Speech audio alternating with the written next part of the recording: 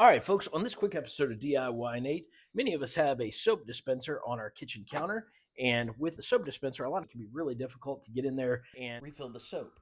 It can be a messy process with soap going all over the place, and generally it's just a hassle to have to transfer soap from the store bottle into the in-sink dispenser. Terrible process. You're watching DIYNate. If you enjoy this video, please consider subscribing. Don't forget to tell me about your project in the comments.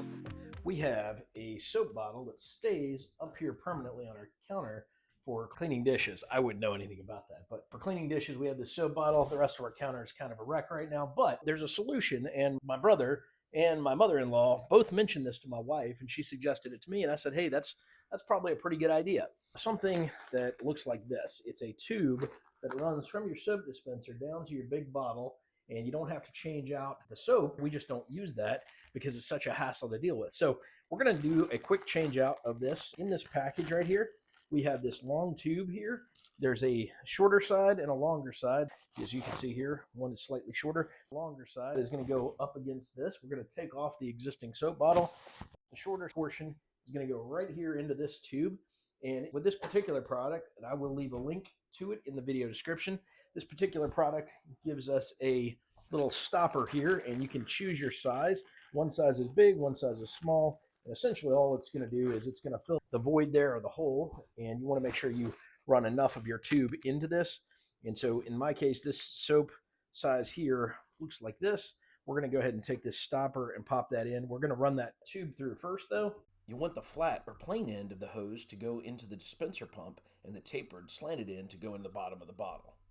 Again, we'll just fit him through just like this. Very easy installation here, I believe.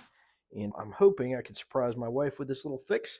Basically, all you got to do is take your big thing of soap here. We got some great value dishwash dish liquid. And you're going to take one of your fittings. This pack I bought came with two of these. One is a small setting, one is a big setting. We're going to take the big setting and stick it in there.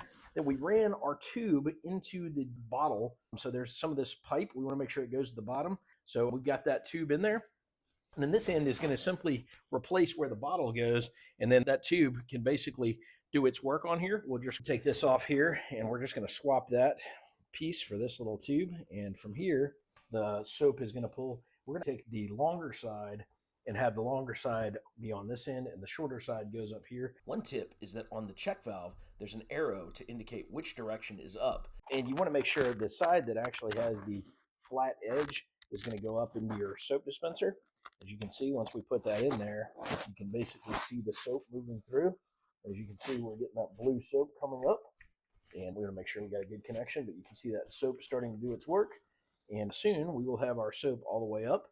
I'm going to finish this job by pulling this off and pumping it back up through there. But really, that's all you got to do that. Going ahead and opening up our cabinets. This is what half the battle is for people. They get up under here. They can't reach where that hole is. And for me, there's my bottle. I'm going to go ahead and unscrew that, hopefully.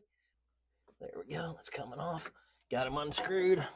Typically, you're going to have something like a really difficult spot to get to. Really, you shouldn't have soap in your line like I've got. Hopefully, we can feed it through without spilling it, making a big mess. Pull a few of my wife's items out under here. Feeding it up is going to be a lot of fun because I can barely get back there. Big guy like I am. So we're going to slide this detergent back here.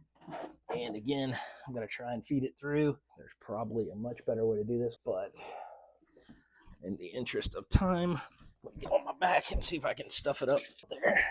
If you had a second set of hands, that would be really helpful. Right now, I'm just looking for the light. See if I can get up under there. There it is.